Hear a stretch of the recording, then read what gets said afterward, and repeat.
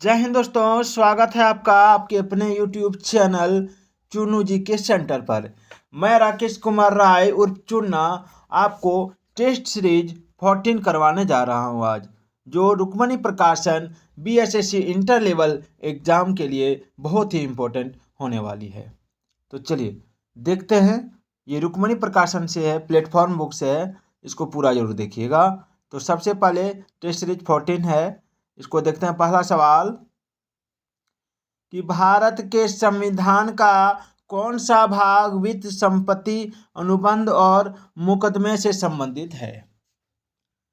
देखिए, भारत के एक संविधान का कौन सा भाग वित्त संपत्ति अनुबंध और मुकदमे से संबंधित है, तो इसका आंसर क्या होगा? ऑप्शन डी, भाग 12। ठीक है, याद रखिएगा। ये भी याद रखिए कि संविधान के अनुच्छेद 264 से, ठीक है, 300A तक वित्त संपत्ति अनुबंध और मुकदमे आदि वर्णन है। और अनुच्छेद 300 को संपत्ति के अधिकार के बारे में है और संविधान के भाग 9 में पंचायती राज का उल्लेख है। चलिए आगे बढ़ते हैं। और भाग 10 में अनुसूचित और जनजाति क्षेत्र का वर्णन है और भाग 8 में राज्य क्षेत्र का वर्णन है। इसको याद रखिएगा। चलिए अगला सवाल है कि 73वें संविधान संशोधन अधिनियम के अनुच्छेद 243H के अनुसार किसी राज्य को विधानमंडल निम्न निधि से पंचायतों को सहायता अनुदान देने का प्रावधान कर सकता है। देखिए, इसका राइट आंसर होगा राज्य की संचित निधि। ठीक है, इसको थोड़ा सी डिटेल में बता दूं कि 73वें संविधान संशोधन अधिनियम के अनुच्छेद 243H के अनुसार किसी राज्य का विधानमंडल जो है राज्य की संचित निधि से पंचायतों को सहायता अनुदान का प्रावधान कर सकता है। और 243H के अनुसार राज्य विधानमंडल विधि बनाकर पंचायतों को यह शक्ति प्रदान करता है और यह वह निश्चित सीमाओं के अधीन कर, शुल्क, टोल लगाए, एकत्रित करे तथा उचित रीति से प्रबंधित करे, ये इसमें रहता है। और याद रखिएगा, पंचायतों की लेखाओं की संपरीक्षा का प्रावधान अनुच्छेद 243J में किया गया है। चलिए आगे बढ़ते हैं। म्यांमार की आधिकारिक भाषा क्या है? देखिए, म्यांमार की आधिकारिक भाषा जो है वो है बर्मी। क्या है? बर्मी। ठीक है, म्यांमार की राजधानी कहाँ है? तो म्यांमार की राजधानी अगर पूछे तो नेपियदा लिखिएगा, नेपियदा। और म्यांमार को स्वर्ण पेगोडा का देश कहा जाता है। चलिए आगे बढ़ते हैं। अगला है, निम्नलिखित में से कौन सा कथन असत्य है? पंचवर्षीय योजनाओं के लक्ष्य समृद्धि, आधुनिकीकरण, आत्मनिर्भरता तथा समानता थे। दूसरा, सीमित संसाधनों के कारण प्रत्येक योजना में पृथक लक्ष्यों का निर्धारण किया गया। क्या होगा? तो देखिए, इसका जो आंसर हो जाएगा, कूट दिया हुआ है, ऑप्शन डी हो जाएगा। ना तो एक और ना ही दो, दोनों में से कोई सही नहीं है। ठीक है, दोनों कथनों में से कोई भी कथन सही नहीं। एक मिनट, सॉरी, सवाल एक बार देख लीजिए, कौन सा कथन असत्य है? तो दोनों में से कोई भी कथन असत्य नहीं है। ठीक है, याद रखिएगा, दोनों कथन में से कोई भी कथन असत्य नहीं है। भारत में पंचवर्षीय योजनाओं के संचालन के साथ इनके कुछ लक्ष्यों का निर्धारण किया गया है। ये लक्ष्य हैं समृद्धि, आधुनिकीकरण, आत्मनिर्भरता और समानता। और इन लक्ष्यों को अलग अलग योजनाओं में महत्व दिया गया है। चलिए आगे बढ़ते हैं। निम्नलिखित में से किस सुल्तान ने सती प्रथा रोकने का प्रयास किया? देखिए, सती प्रथा रोकने का प्रयास किया था आपका मोहम्मद बिन तुगलक ने। मोहम्मद बिन तुगलक ने जो इनका शासनकाल 1325 से 51 तक था, ने पहली बार सती प्रथा को रोकने का प्रयास किया। अकबर एवं पुर्तगाली गवर्नर अल्बुकर्क ने भी सती प्रथा को रोकने का प्रयास किया। अलाउद्दीन खिलजी ने बाजार नियंत्रण व्यवस्था को लागू किया था। ये सवाल आता है, इसलिए मैं बता रहा हूँ, इसको जरूर याद रखिएगा। और एक सवाल है कि फिरोज शाह तुगलक को सल्तनत कालीन अकबर कहा जाता है। चलिए आगे देखते हैं। चलिए, तुलसीदास ने रामचरितमानस किसके शासनकाल में लिखी? तो तुलसीदास ने रामचरितमानस जो है वो कभी अकबर के शासनकाल में लिखी। ठीक है, तुलसीदास ने रामचरितमानस की रचना अकबर के काल में लिखी और तुलसीदास अकबर के समकालीन थे। और अकबर के काल को हिंदी साहित्य का स्वर्णकाल कहा जाता है और जहांगीर के काल को चित्रकला का स्वर्णकाल कहा जाता है और कृष्णदेव राय को आंध्र भोज कहा जाता है। याद रखिएगा। चलिए अगला सवाल, 7वां नंबर सवाल कि निम्नलिखित में से किस मुगल शासक ने संगीत और नृत्य पर प्रतिबंध लगाया था? तो देखिए इसका हो जाएगा ऑप्शन सी, औरंगजेब ने लगाया था। औरंगजेब स्वयं बीना का कुशल वादक था, फिर भी उसने संगीत, चित्रकला, इतिहास लेखन आदि को प्रतिबंधित कर दिया। भारतीय शास्त्रीय संगीत पर फारसी में सबसे अधिक पुस्तकें औरंगजेब के ही शासनकाल में लिखी गई, याद रखिएगा। और औरंगजेब इस्लाम धर्म के सुन्नी संप्रदाय को मानता था और उसे जिंदा पीर कहा जाता है। और औरंगजेब के सेनापति जय सिंह एवं शिवाजी के बीच पुरंदर की संधि 22 जून 1665 ईस्वी में संपन्न हुई। चलिए आगे बढ़ते हैं। कहाँ पर प्राप्त अशोक के अभिलेख स्तंभ के निचले भाग में मयूर का चिन्ह अंकित है? तो देखिए इसका राइट आंसर होगा ऑप्शन सी, लोरिया नंदनगढ़। लोरिया नंदनगढ़ जो है चंपारण स्थित स्तंभ लेख के निचले भाग में मयूर का चिन्ह अंकित है, जो बिहार में है। अशोक के इतिहास को संपूर्ण जानकारी हमें उनके अभिलेख से मिलती है और अब तक के जो है अशोक के करीब 40 अभिलेख प्राप्त हुए हैं और इन सभी अभिलेखों में 4 लिपियों का प्रयोग किया गया है, ब्राह्मी, खरोष्टी, ग्रीक एवं अरमाइक। चलिए आगे बढ़ते हैं। भारत में मुद्रा आपूर्ति की स्थिति के संबंध में कहा जा सकता है, क्या कहा जा सकता है? तो देखिए इसके संबंध में कहा जा सकता है कि जनता के पास मुद्रा बैंकों में जमा से कम है। ठीक है, भारत में मुद्रा आपूर्ति की स्थिति के संबंध में क्या कहा जा सकता है कि जनता के पास मुद्रा बैंकों में जमा से कम है, याद रखिएगा। चलिए आगे बढ़ते हैं। विकास केंद्र उपागम किस योजना के अंतर्गत अपनाया गया था? तो देखिए इसका राइट आंसर होगा ऑप्शन डी, चतुर्थ पंचवर्षीय योजना। चतुर्थ पंचवर्षीय योजना में क्षेत्रीय विषमता को दूर करने के उद्देश्य के साथ विकास केंद्र उपागम की शुरुआत की गई और चतुर्थ पंचवर्षीय योजना की समयावधि थी 1969 से 74, 1969 से 74 तक। चलिए आगे बढ़ते हैं। जो वन चक्रवातों के अवरोधकों का कार्य करते हैं वे वन कौन से हैं? यानी वन चक्रवात के अवरोधक का कार्य करते हैं। ठीक है, वे वन कौन से हैं? तो देखिए इसका आंसर होगा आपका ऑप्शन सी, मैंग्रोव वन। डेल्टाई प्रदेश में मैंग्रोव वन पाया जाता है जो चक्रवात की गति को रोक देता है। मैंग्रोव वन समुद्र तटीय क्षेत्रों के लवणीय भागों में पाया जाता है और भारत में सुंदरवन डेल्टा में मैंग्रोव वन सर्वाधिक पाया जाता है जिसमें सौंदर्य वृक्ष की प्रधानता होती है। सुंदरवन का डेल्टा विश्व का सबसे बड़ा डेल्टा है और मैंग्रोव वन जैव विविधता की दृष्टि से भी महत्वपूर्ण है, याद रखिएगा। चलिए अगला सवाल देखते हैं। पाटलिपुत्र को पालीब्रोथा किसने कहा था? तो देखिए पाटलिपुत्र को पालीब्रोथा कहा था मेगास्थनीज ने। किसने कहा था? मेगास्थनीज ने। ठीक है, और ये भी याद रखिएगा कि सेल्यूकस निकेटर का राजदूत मेगास्थनीज था जो चंद्रगुप्त मौर्य के दरबार में राजदूत बनकर आया था।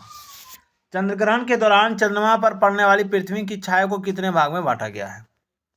तो देखिए इसका आंसर हो जाएगा ऑप्शन सी, 3 भाग में। कितने भाग में? 3 भाग में। ठीक है, अम्ब्रा, पेनम्ब्रा और एटम्ब्रा। अम्ब्रा जो होता है वह छाया का सबसे भीतरी और सबसे गहरा भाग देता है और पेनम्ब्रा जो होता है यह अम्ब्रा के दोनों तरफ मौजूद हल्की छाया वाला भाग होता है और एटम्ब्रा जो होता है उस भाग को कहते हैं जहाँ से वस्तु का पूरा आकार नजर आता है। चलिए आगे बढ़ते हैं। शिक्षा की वर्धा योजना कब लाया गया था? देखिए शिक्षा की वर्धा योजना जो लाया गया था वो है आपका ऑप्शन बी, 1937 में। 1937 ईस्वी में महात्मा गांधी के अपने पत्र द हरिजन में लेखों की एक श्रृंखला प्रकाशित की और उसके माध्यम से एक शिक्षा योजना का प्रस्ताव प्रस्तुत किया जिसे मौलिक शिक्षा या आधारभूत शिक्षा या गांधी शिक्षा या बुनियादी शिक्षा या वर्धा शिक्षा योजना की संज्ञा दी गई है। चलिए आगे बढ़ते हैं। अंतर्राष्ट्रीय ग्रामीण महिला दिवस कब मनाया जाता है? देखिए अंतर्राष्ट्रीय ग्रामीण महिला दिवस 15 अक्टूबर को मनाया जाता है। कब मनाया जाता है? 15 अक्टूबर को।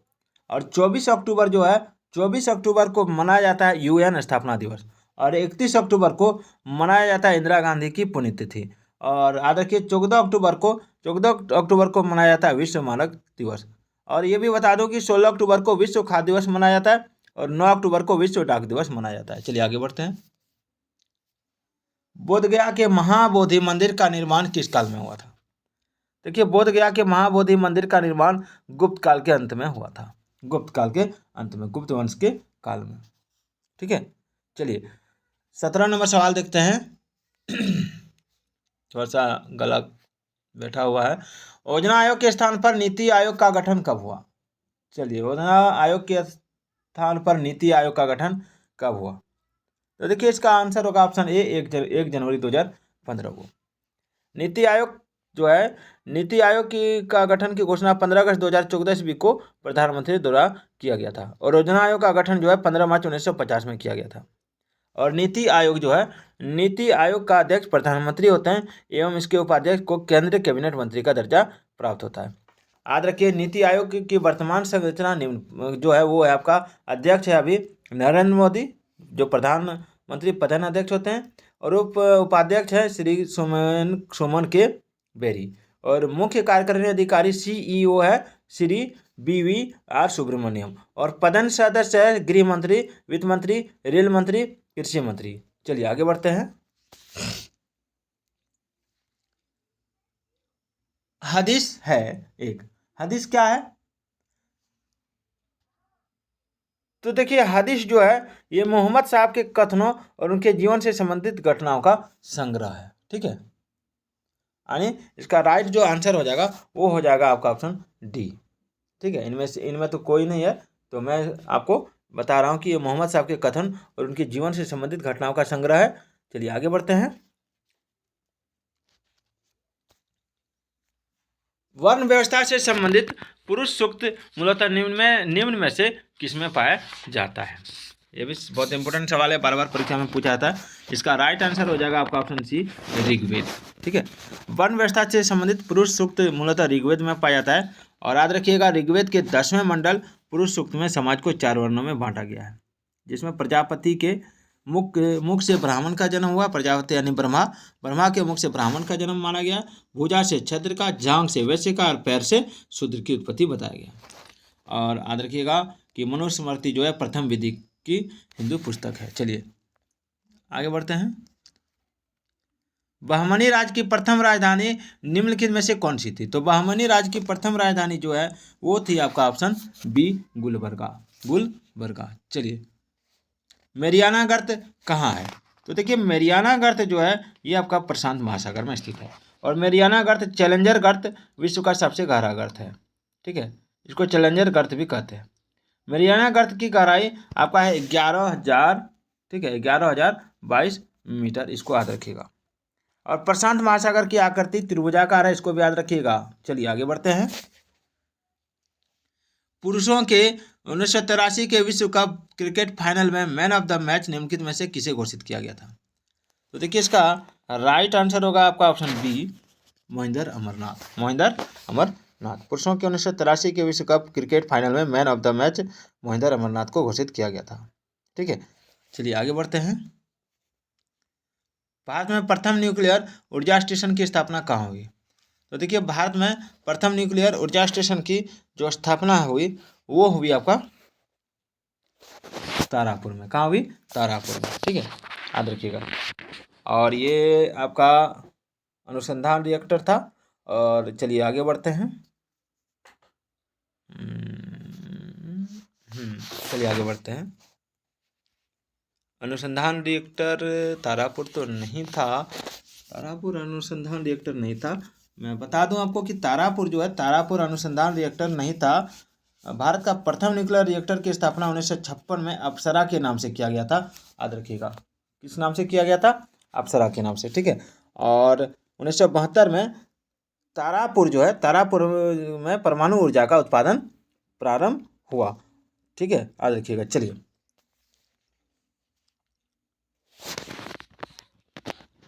एशियाटिक, एक मिनट, बिहार के प्रथम निर्दलीय मुख्यमंत्री कौन थे? तो बिहार के प्रथम निर्दलीय मुख्यमंत्री जो थे वो थे आपका महामाया प्रसाद सिन्हा। महामाया प्रसाद सिन्हा बिहार का प्रथम निर्दलीय मुख्यमंत्री थे, और महामाया प्रसाद सिन्हा 5 मार्च 1967 से 28 जनवरी 1968 तक मुख्यमंत्री बने। और बिहार के प्रथम मुख्यमंत्री थे श्री कृष्ण सिंह, इसको याद रखिएगा। और बिहार के प्रथम दलित मुख्यमंत्री थे आपका भोला पासवान शास्त्री। और बिहार के सबसे अधिक 7 बार मुख्यमंत्री पद के शपथ लेने वाले थे मुख्यमंत्री हैं नीतीश कुमार। और नीतीश कुमार प्रथम बार 2000 ईस्वी में मुख्यमंत्री पद की शपथ लिए थे, ये भी याद रखिएगा। चलिए अगला है, एशियाटिक सोसाइटी ऑफ बंगाल की स्थापना किस वर्ष में की गई थी? तो देखिए एशियाटिक सोसाइटी ऑफ बंगाल की स्थापना 1784 ईस्वी में की गई थी। ठीक है, 1784 में। संविधान के निम्नांकित में से किस प्रावधान के अंतर्गत भारतीय संसद को नया राज्य बनाने का अधिकार मिला? तो देखिए इसका जो आंसर होगा वो हो जाएगा आपका ऑप्शन सी, अनुच्छेद 3। संविधान के अनुच्छेद 3 के प्रावधान के अंतर्गत भारतीय संसद को नया राज्य बनाने का अधिकार देती है। और अनुच्छेद 3 के अंतर्गत नया राज्यों का निर्माण, वर्तमान राज्यों का क्षेत्र सीमाओं या नामों में परिवर्तन करने का अधिकार भारतीय संसद को है। चलिए आगे बढ़ते हैं। फीफा विश्व कप 2026 का आयोजन कहाँ किया जाएगा? तो देखिए फीफा विश्व कप 2026 का आयोजन किया जाएगा आपका option D, USA, United states, Canada और मेक्सिको में। ठीक है, चलिए। और 2022 में फीफा विश्व कप का आयोजन हुआ था कतर में। अगला सवाल, भारतीय संविधान के किस अनुच्छेद में मानव के दुर्व्यापार और बलात् श्रम को रोकने का प्रयास किया गया है? तो देखिए इसका जो आंसर होगा वो हो जाएगा आपका ऑप्शन सी, अनुच्छेद 23। ठीक है, अनुच्छेद 23। चलिए आगे बढ़ते हैं। 1 मिनट में बताते चलूँ, थोड़ा बता देंगे तो बढ़िया होगा कि अनुच्छेद 23 के अनुसार जो है बलात् श्रम या मानव अंगों का व्यापार दुर्व्यापार प्रतिबंध पर से है। और अनुच्छेद 24 जो है, अनुच्छेद 24 के अनुसार 14 वर्ष तक के बालकों को जोखिम वाले काम पर नहीं लगाया जा सकता है। और अनुच्छेद 25 जो है, अनुच्छेद 25 स्वेच्छा से किसी भी धर्म को अपनाने से संबंधित है। और अनुच्छेद 26 याद रखिएगा, 26 जो है, 26 में धार्मिक सम्मेलन और प्रशासन चलाने की स्वतंत्रता दिया गया है। और 27 में, 27 अनुच्छेद 27 में आपका धार्मिक न्याय को करमुक्त रखा गया है, धार्मिक आय को। और अनुच्छेद 28 में सार्वजनिक शिक्षण संस्थान में धर्म विशेष की शिक्षा नहीं देने से संबंधित है। चलिए आगे बढ़ते हैं। संघीय संसद का निम्न अथवा लोकप्रिय सदन आप किसे संबोधित करते हैं? विधानसभा, राज्यसभा, विधान परिषद, लोकसभा, क्या होगा? तो देखिए इसका राइट आंसर जो हो जाएगा वो हो जाएगा आपका ऑप्शन ए, ऑप्शन ए नहीं होगा, ऑप्शन डी हो जाएगा, लोकसभा। थोड़ा सा गड़बड़ी हो गया तो उसके लिए सॉरी। चलिए, और राज्यसभा को उच्च सदन कहा जाता है, इसको याद रखिएगा। और राज्यसभा को कभी भी गठित नहीं किया जा सकता, ये भी याद रखिएगा। और लोकसभा का गठन अनुच्छेद 81 के अंतर्गत किया जाता है, अनुच्छेद 81 के अंतर्गत। चलिए, जो लोकसभा को जनता का सदन कहा जाता है, जो एक शक्तिशाली सदन है। भारत के वे पहले उपराष्ट्रपति जिनकी कार्यकाल के दौरान मृत्यु हुई थी कौन थे? कार्यकाल के दौरान कौन थे जो राष्ट्रपति थे, उसमें उनकी उपराष्ट्रपति थे जिनकी मृत्यु हो गई थी? तो आंसर होगा कृष्णकांत, ऑप्शन ए हो रहा है। अरे यार सी में क्यों मरा रहे हो यार, ए में मरा।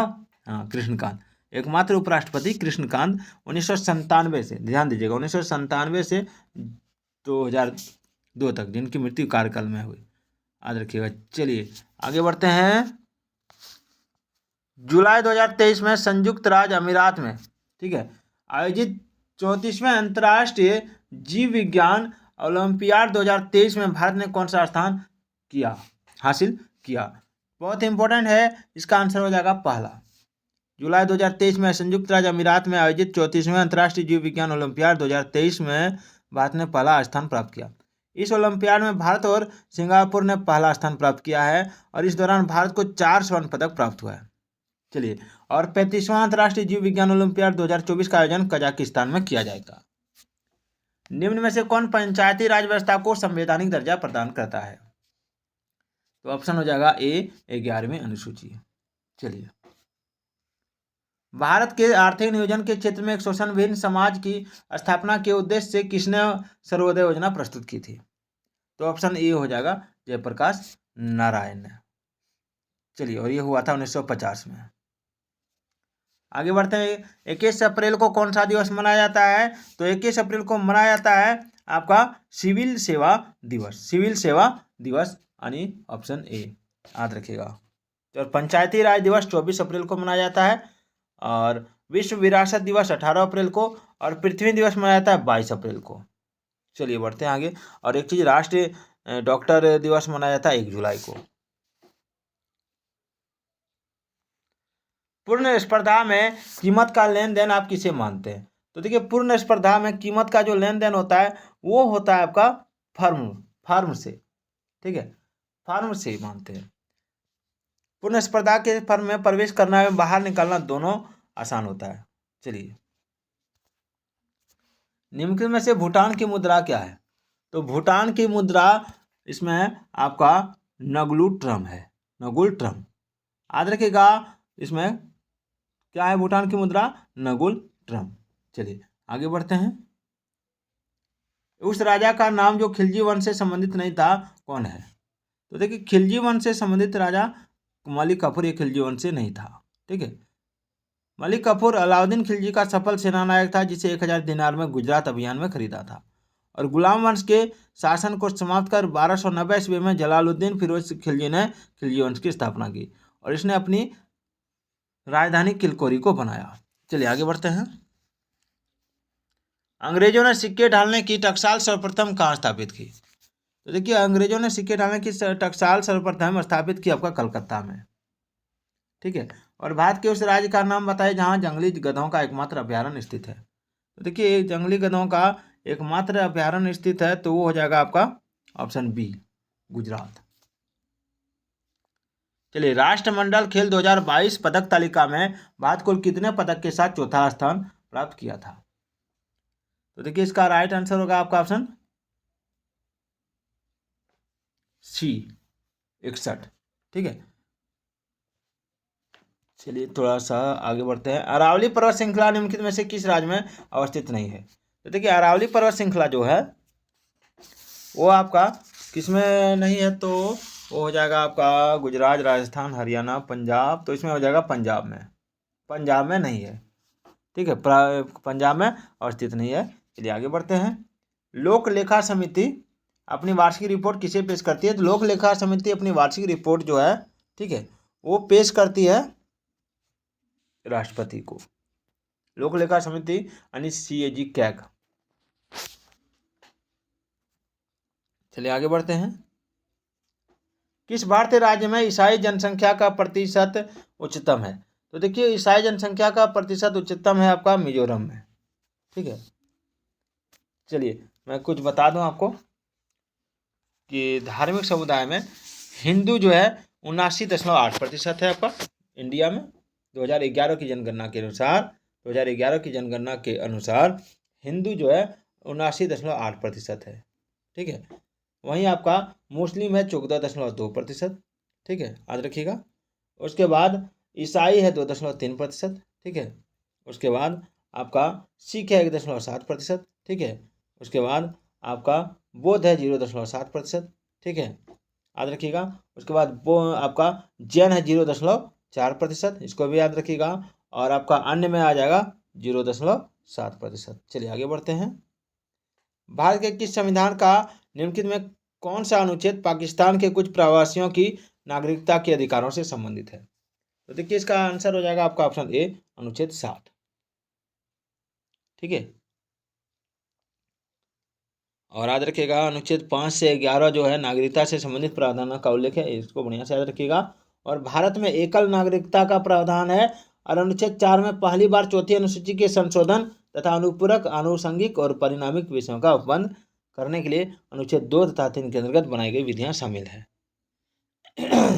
और अनुच्छेद 5 में संविधान के प्रारंभ पर नागरिकता का वर्णन किया गया है। और अनुच्छेद 6 में पाकिस्तान से भारत को प्रव्रजन करने वाले कुछ व्यक्तियों के नागरिकता के अधिकार का वर्णन किया गया है। चलिए आगे बढ़ते हैं। किस नागरिक सम्मान की आकृति पीपल के पत्ते के समान है होती है? तो देखिए, इसका राइट आंसर हो जाएगा ऑप्शन डी, भारत रत्न। इसकी आकृति पीपल के पत्ते के समान है। ब्रिटिश सरकार द्वारा भारत में पार्लियामेंटो सुधार की घोषणा किस वर्ष की गई थी?